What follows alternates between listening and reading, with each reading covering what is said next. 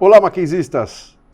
Estamos aqui com mais um podcast do nosso Centro de Educação à Distância, hoje com o nosso professor Moisés Bagage, professor dos nossos cursos de pós-digital, e conversaremos um pouco sobre finanças pessoais.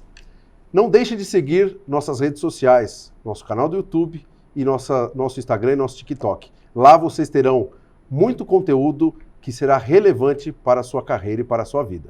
Professor Moisés, obrigado pela visita, obrigado pela oportunidade de estar aqui conversando conosco nesse dia. Hoje nós vamos falar um pouquinho sobre finanças pessoais, sobre alguns desafios que a economia gera, principalmente aos nossos alunos de graduação, alunos de pós-graduação. Então, eu gostaria de passar a palavra, convidando a se apresentar.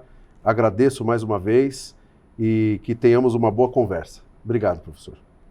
Muito obrigado pelo convite, professor Rinaldo. Eu sou o professor Moisés, economista, contador, um MBA em Finanças e mestre em Economia e Mercados. Atuo nos cursos de Mercado Financeiro, Controladoria, Economia. Tenho um pouquinho de experiência nessa área. E sim, a economia ela é desafiadora, finanças pessoais é desafiador, porque ela requer que façamos muitas escolhas.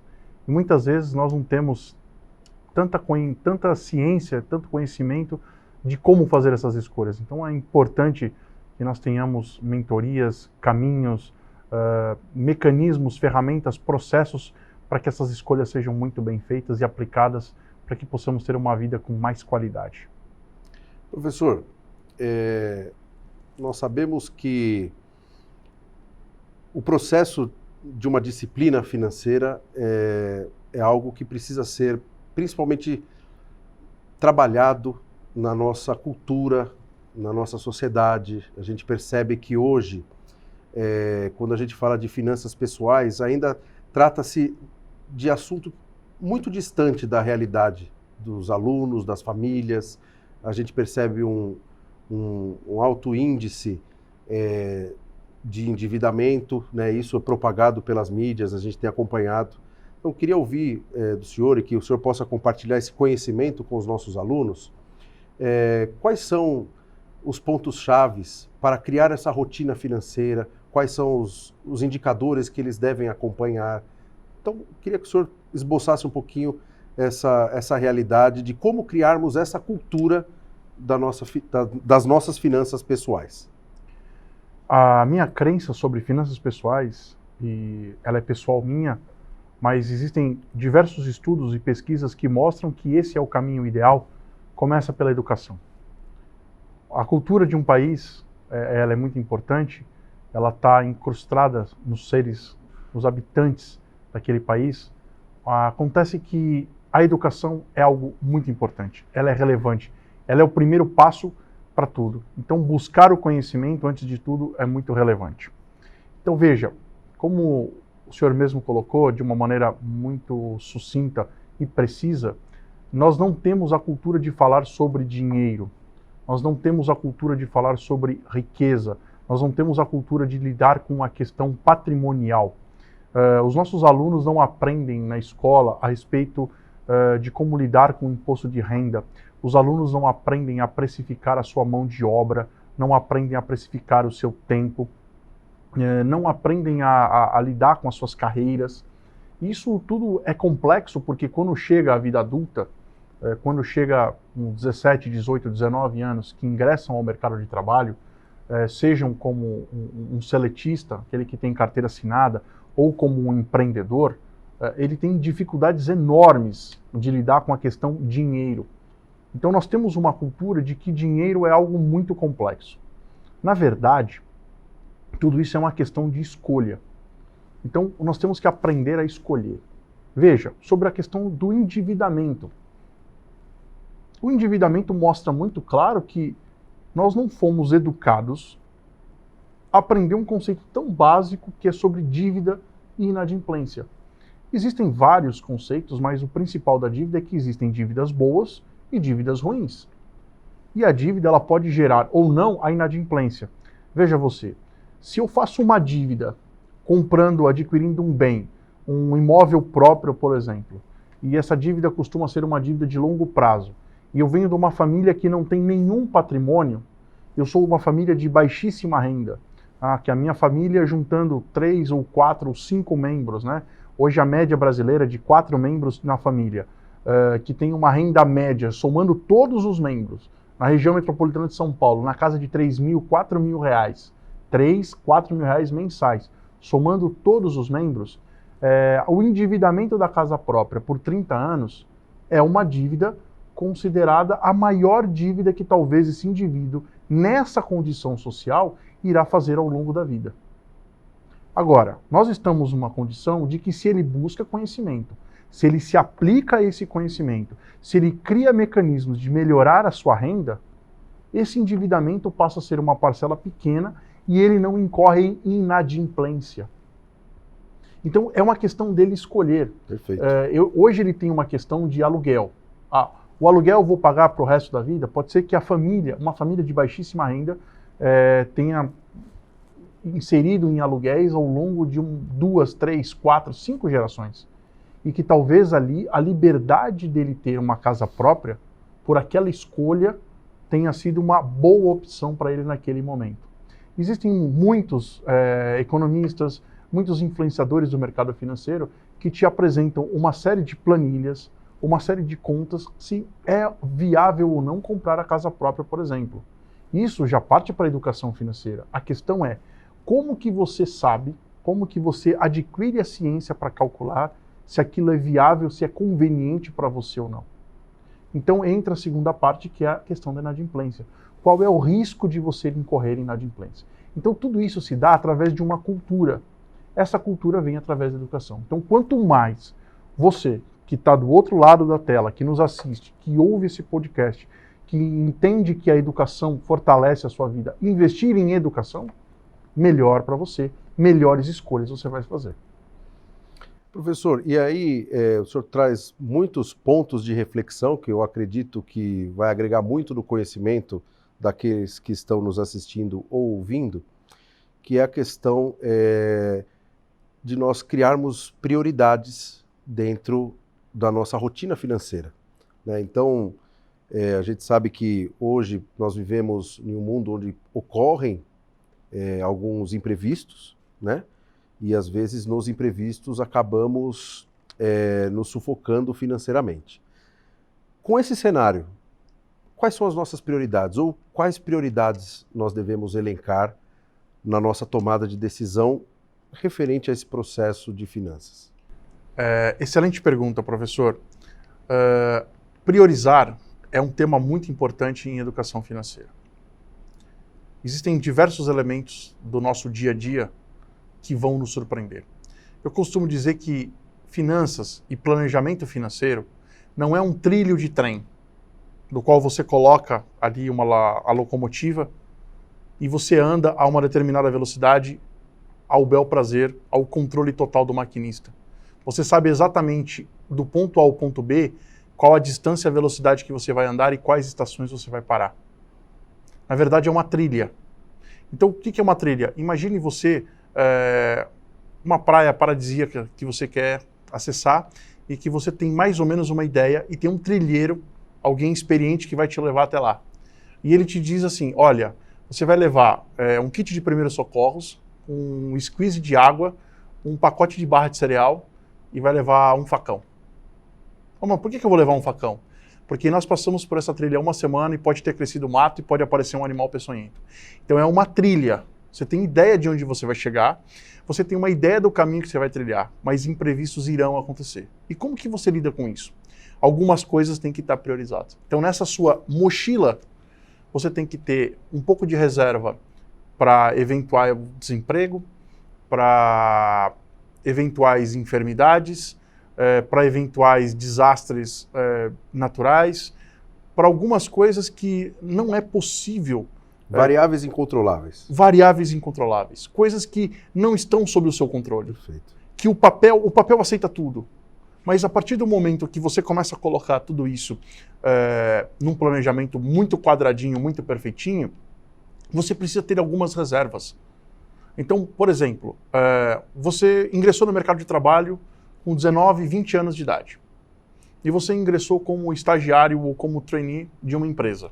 Tá? Então você tem ali o seu o salário auxílio, o bolsa auxílio. Você está ganhando ali os seus R$1.500, R$1.800. Se você gastar todo aquele dinheiro, você não fizer nenhuma reserva, você não poupar nada, 10, 20, 30% para um imprevisto, o que acontece se a empresa não te efetivar ou se aquele programa acabar no final? Como que você paga a parcela da faculdade? Como que você paga a parcela do carro? Como que você, de repente, se um familiar ficou enfermo, você precisa fazer um socorro urgente? Se você liga no convênio, o convênio não tem como atender, se você tem que fazer uma briga judicial, alguma coisa, tem coisa que não dá tempo, você precisa fazer uma escolha. Lembra que nós começamos a conversa dizendo que tudo é uma questão de escolha? Então, quanto mais preparado para fazer essas escolhas você tiver, ou seja, melhor vai estar. Então, priorize, antes de tudo, aquilo que é relevante, aquilo que é importante para você. E no final da tua jornada, você vai ter boas recompensas. Como prioridade, né, eu gostei muito desse exemplo da trilha, onde nós temos que nos preparar para os imprevistos, nos organizarmos de uma forma onde possamos evitar ao máximo ou diminuir o impacto dessas variáveis no nosso dia a dia, no nosso orçamento. E como que, no olhar do senhor, né, inclusive a questão que impacta na carreira dos nossos alunos ou de quem está nos ouvindo, como a educação, que foi esse gancho que o senhor trouxe, que é a questão do conhecimento, como que a educação pode gerar aos nossos alunos esse conhecimento e essa base? Ou seja, nessa escala de prioridades, a educação está inserida nela? Se você me permite, eu vou usar o meu exemplo pessoal. Eu costumo dizer que quando eu estou em sala de aula, nem as nossas piadas elas são por acaso, nem as brincadeiras, né? Então, o primeiro contato que eu tive com planejamento financeiro, educação financeira, foi com meu pai, que não tinha uma grande formação, mas que era um exímio administrador financeiro. Com um orçamento bastante restrito, tomava conta de uma família grande. E ele me ensinou, na verdade, algumas técnicas, e ele me deu uma receita que eu acho que ela é muito viável aos nossos jovens. E ele me dizia o seguinte: meu filho, dos 20 aos 30, estude, invista na educação tudo que você puder. Foque na educação.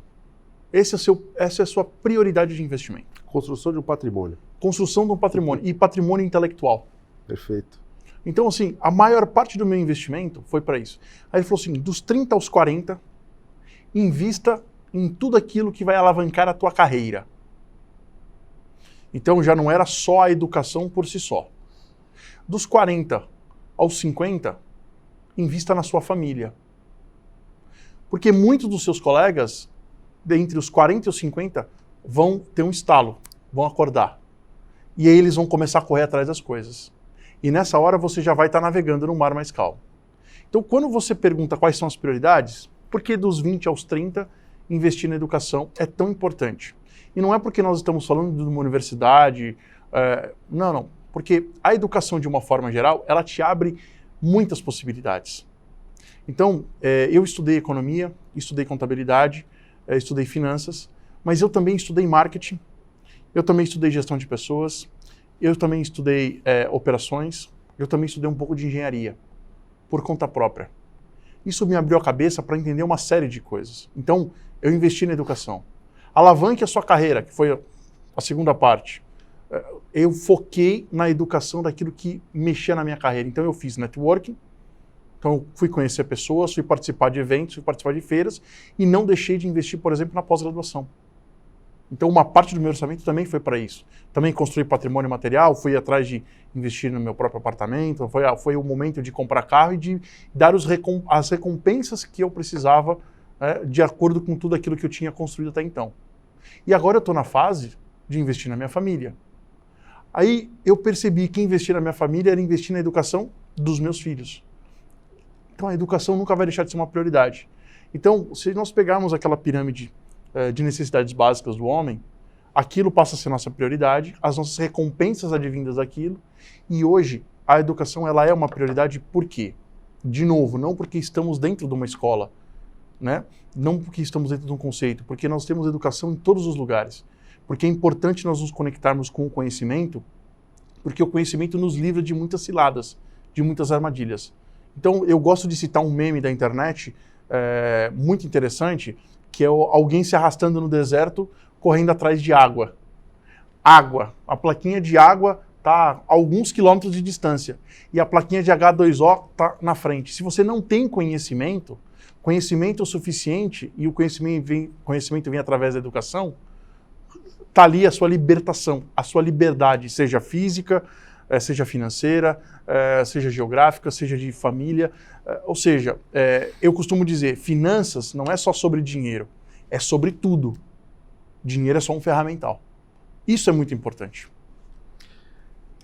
Professor, e esse tema é um tema muito interessante no sentido do impacto que nós procuramos gerar positivamente aos nossos alunos com essa visão, com essa mente. Né? Talvez muitas pessoas, muitas famílias não possuem esse conhecimento ou essa organização. E por meio disso, eu queria que o senhor elencasse talvez 5 ou mais ou menos pontos de partida, né? Por onde eu começo? Quais são as primeiras ações que eu tenho que tomar? Como que eu inicio esse meu planejamento, essa minha organização financeira? Então, se o senhor puder dar esse overview para nós. Bom, muito bem. Existe muito material, então todo mundo que já for um leitor assíduo, um ouvinte atento de bons materiais, de todas as matérias, não só de finanças ou não só de marketing, principalmente as questões digitais que atualmente estão muito em pauta, já está saindo na frente. Então esse seria o passo zero, ok? Então acho que todo mundo entende que hoje é mandatório alguma coisa ligada a se informar, a se educar, a crescer. Então vamos considerar o passo zero. Mas o primeiro passo seria anotar e classificar tudo o que entra de recurso e o que sai de recurso. Não basta só anotar, tem que classificar. E aqui eu vou dar uma dica preciosa, se me permite. É até chato no primeiro momento, mas para quem não tem o hábito, e isso cria-se o hábito, faz muita diferença. Eu, quando vou ao supermercado, eu faço o meu carrinho de compras, escolho o dia mais adequado do mês, de acordo com os meus rendimentos, e fugindo do 5º dia útil, que costuma ser o período mais caro do mês, de compras no supermercado, eu separo a minha compra no carrinho de compras. Então eu passo primeiro tudo que é hortifruti, eu passo na frente. E eu não deixo o operador de caixa mudar a minha sequência. Depois eu passo tudo que é relacionado à padaria, tudo que é relacionado ao grosso, arroz, feijão, óleo, macarrão. Depois eu passo carnes, né, o que seria açougue. Depois eu passo produtos de limpeza. Eu classifico já ali, porque quando eu chego em casa, que eu vou pegar a nota do supermercado, ali já está me ajudando na classificação. E tudo que eu gasto, eu uso hoje a tecnologia a meu favor, os aplicativos de finanças gratuitos que existem, que inclusive fazem a minha conciliação bancária, e eu já classifico. Então, anote e classifique suas despesas. Depois que você fizer isso, pare de perder dinheiro. Olha para suas despesas, para aquilo que você faz todo mês. Excelente. E corte imediatamente aquilo que você não usa. Você não está usando o Netflix? Quanto tempo faz que você não assiste? O Spotify? Corte. Eu tenho um negocinho que eu faço aqui, uma assinatura, alguma coisinha, ou corta, tira. É a segunda dica, pare de perder dinheiro. Não deixe de perder dinheiro. Porque quando você fecha a torneira, quando você fechou a torneirinha, começa a sobrar dinheiro na tua conta. E você tem que pensar o seguinte, perder dinheiro pode parecer uma coisa muito pequena, mas veja, se você economizar R$50 por mês, no final do ano você economizou 600. E se você economizar 100, 1.200. Pô, mas você deixou de gastar, esse dinheiro já estava lá, você não estava vendo. A terceira dica, comece a poupar. Então, se você parou de perder, a poupança fica automática. E aí você dá o próximo passo. Bom, eu parei de perder. Será que eu consigo agora poupar alguma coisa? E poupar é um processo. Então, você tem que fazer uma mentalidade de escolha e começar a buscar algo para poupar. Comece a poupar. Poupe um pouquinho. Poupe um pouquinho. Poupar é igual fazer dieta. No começo é ruim. Depois você se acostuma. Então, não adianta. Quem engordou demais, passou 10 anos, engordou 30 quilos, não adianta que você não vai emagrecer 30 quilos em 6 meses. Não existe fórmula mágica. Eu acho que a inspiração desse exemplo está aqui na mesa, né? Eu vejo por mim.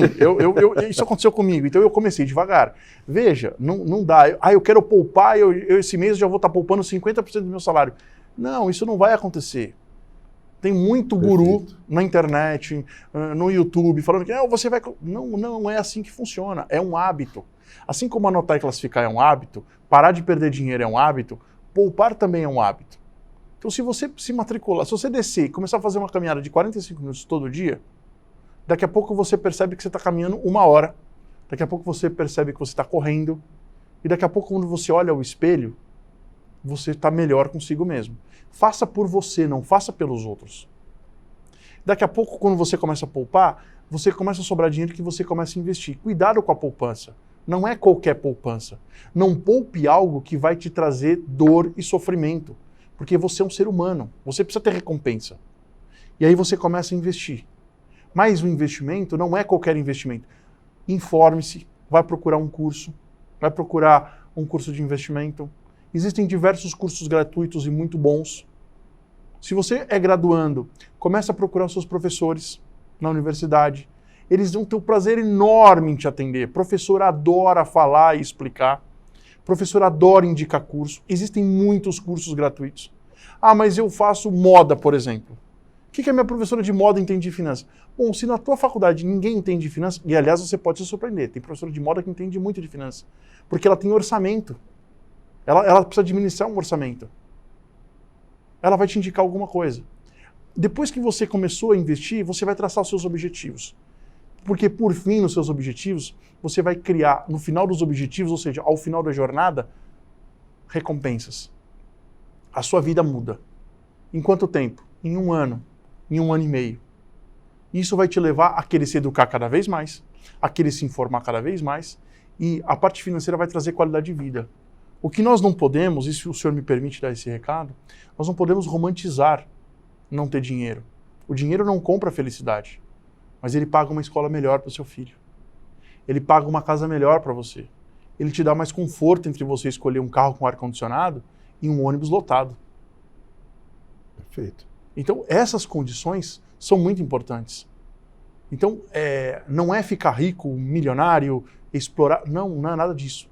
É você buscar a sua liberdade. É você buscar o conhecimento que liberta você de algumas amarras e de uma cultura que a gente vem trazendo há muito tempo, de que nós não merecemos e não conseguimos fazer algo melhor. Não, pelo contrário, nós temos todas as ferramentas, elas já estão aqui dentro. E principalmente para quem tem maior vulnerabilidade social e financeira. Quanto mais conhecimento você tem, mais liberdade você vai atingir.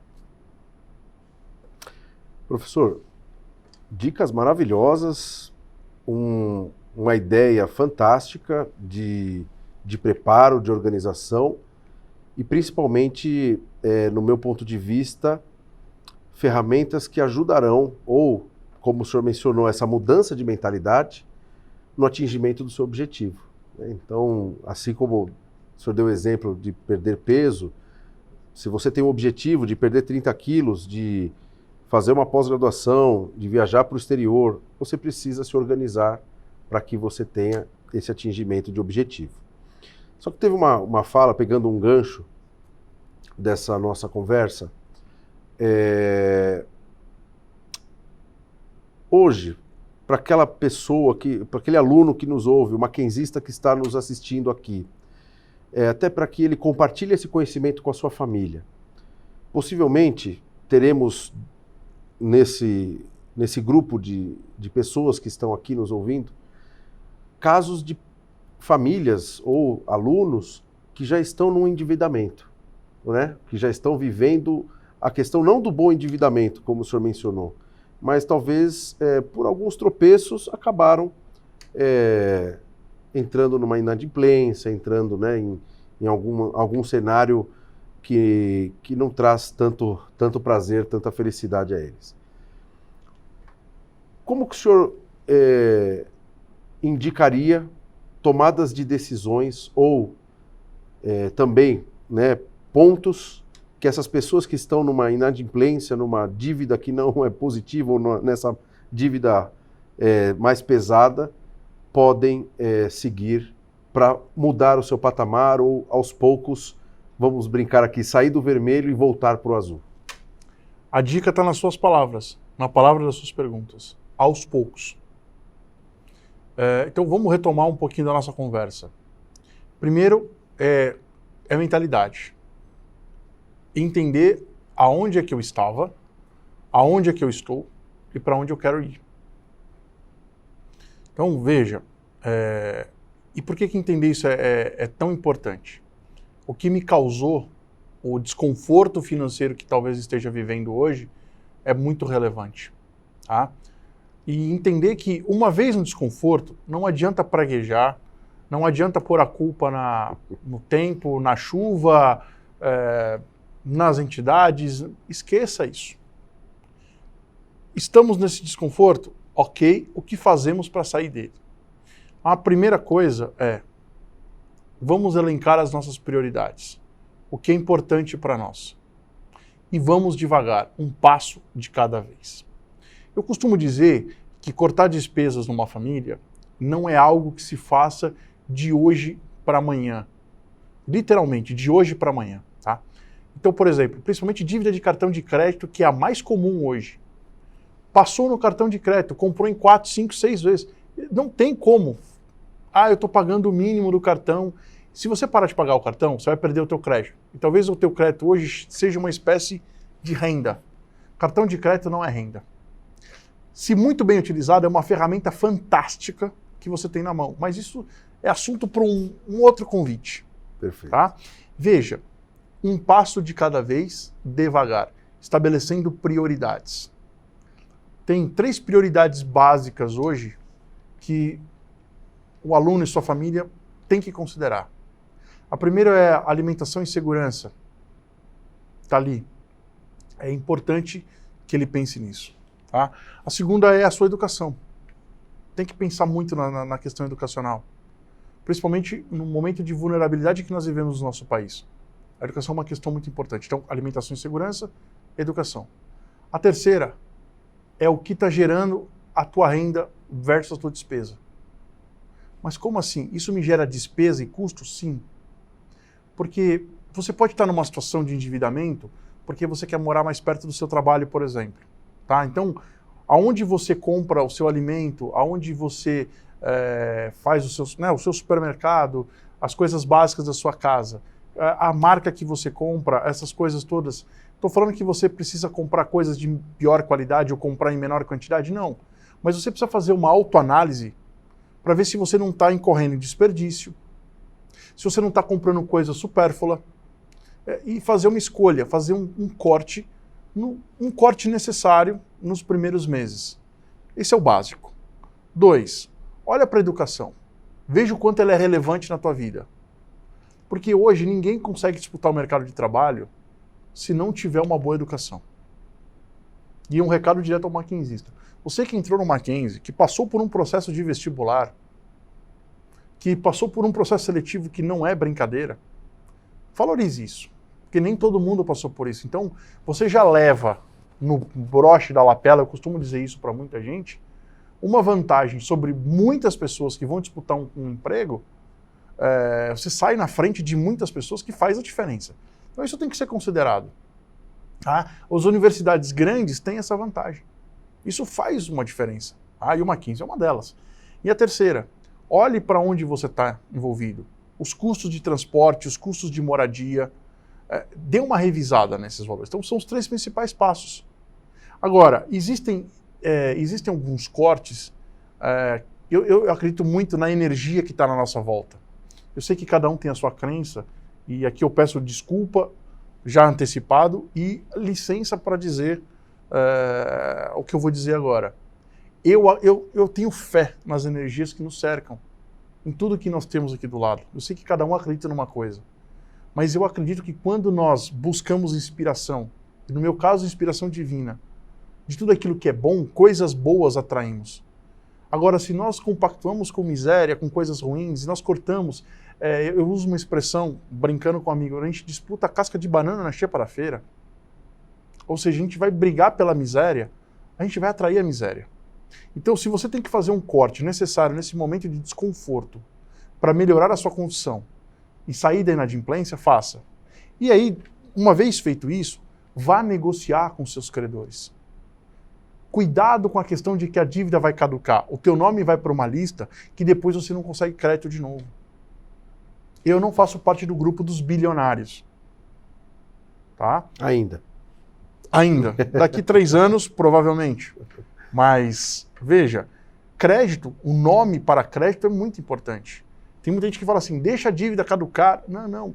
Negocie com seus fornecedores. O Brasil não costuma ser muito amigável com o bom pagador, né? O bom pagador sempre sofre, ele paga a conta pelo mal pagador. Mas não seja um mal pagador se não há necessidade. Vá atrás, negocie, porque é o teu sossego. A questão financeira envolve uma questão comportamental lá atrás. Quando você está inadimplente, isso tira o teu sono, isso tira o teu sossego. E isso faz mal para o nosso corpo, inclusive. Há uma pesquisa que diz que as pessoas inadimplentes, elas são 15% menos produtivas. Isso significa que se no teu trabalho, no teu dia a dia, você tem 10 tarefas para entregar, uma você já não vai entregar. E metade de uma outra você vai fazer meia boca. Mal feito. Ou seja, você não vai estar performando no melhor de si. Então busque resolver esse problema com os seus credores também. Isso é muito importante. Nós temos um cenário e um caso onde as questões financeiras, né, sendo elas no âmbito de uma resolução não agradável, ela gera também esse impacto psicológico no dia a dia das pessoas, né, no ambiente corporativo. E isso pode gerar sérias sequelas ao longo do Posso dia, fazer né? um comentário claro. adicional? Por exemplo, de tempos em tempos, um órgão que faz a questão de proteção ao crédito, faz feiras para chamar os devedores para negociar suas dívidas. Se quem está nos assistindo, quem está nos ouvindo é inadimplente e não foi a uma feira dessa ainda, está jogando dinheiro fora. Talvez esteja pagando juro desnecessariamente. O banco, de tempos em tempos, faz negociação. Entre numa negociação. Não adianta ficar trocando o número do telefone, não respondendo e-mail, mudando, rasgando carta. Não é assim que funciona. Somos todos adultos, principalmente educados. Queremos viver numa sociedade melhor. Isso também faz parte da educação. Imagina se alguém estivesse te devendo. Ponha-se do outro lado. Você gostaria que a pessoa não te pagasse? Se você tivesse uma empresa. Então, assim, o combinado não é caro. Existem esses mecanismos hoje. Vá atrás, procure, porque você vai encontrar. Existem muitos. É possível. E isso tira um peso comportamental, um peso moral de cima de nós. Isso faz muita diferença. Professor Moisés, acredito que nosso bate-papo tenha sido muito rico, muito esclarecedor aos nossos alunos, aos mackenzistas que nos assistem, que nos ouvem. Eu queria agradecê-lo, né? E antes de nós encerrarmos, gostaria que o senhor fizesse as considerações finais, por favor. Bom, eu estou muito grato pelo convite, por ter participado. Espero que todos tenham conseguido entender a mensagem. Eu costumo dizer que finanças é um campo vasto, mexe na nossa vida de uma forma muito grande. Se você que está do outro lado conseguir se enxergar além de um simples indivíduo, tem muita coisa que você pode aprender e aplicar na sua vida. Eu costumo dizer que a diferença entre uma pessoa e uma empresa é que um tem um CNPJ e um CPF. nós geramos receita para nós mesmos e nós temos despesas para administrar. Quanto mais ciência e conhecimento você tomar disso, melhor a sua vida vai ser. Busque sempre a sua independência financeira, a sua liberdade e evite fórmulas mágicas. Não existe fórmula mágica. Tudo é feito com muita calma, com muita cautela, sempre buscando o conhecimento, principalmente o conhecimento testado, o conhecimento que já foi aplicado em outras situações e que deram certo. Valorize seus professores, procure por mentores, não deixe cair no esquecimento, não deixe de melhorar e observar, não deixe de melhorar os seus hábitos e observar hábitos que não façam bem para você, para afastá-lo da sua vida e substituí-los por hábitos bons. Porque quando nós temos uma vida financeira saudável, a tendência é que as outras partes da nossa vida também seja saudável. Nós estamos num mundo que nós lutamos pela igualdade em todos os sentidos, nós buscamos equidade social, justiça, e nós temos que começar fazendo isso conosco, dentro de nós. Então nós queremos um planeta melhor, uma sociedade melhor, nós queremos uma família melhor, nós queremos instituições melhores. Vamos começar por aqui. E tendo uma vida financeira mais tranquila, mais organizada, mais feliz, com maior plenitude, ajuda a gente a ter condição de, inclusive, ajudar o próximo. Isso é muito importante. Saiba de uma coisa, quando você organiza a sua vida financeira em prol de um objetivo maior e com as suas devidas recompensas, não é só juntar o dinheiro pelo simples fato de ganância, mas sim pela ambição de uma vida melhor e ajudando o teu próximo, por exemplo, que é uma coisa bacana, você está melhorando todo o ecossistema à sua volta. Eu, mais uma vez, estou muito grato pelo convite. Obrigado. Estou muito feliz de estar aqui. Espero ter outras oportunidades. Mackenzistas, espero que vocês tenham gostado. Todo esse conteúdo é pensado para vocês, desenhado para vocês, buscando a melhoria do conhecimento, agregando conhecimento para que todos esses podcasts, esses conteúdos sejam aplicados na vida de vocês. Espero que vocês gostem. Não esqueçam de nos seguir nas redes sociais, no nosso canal do YouTube e até o próximo episódio. Muito obrigado.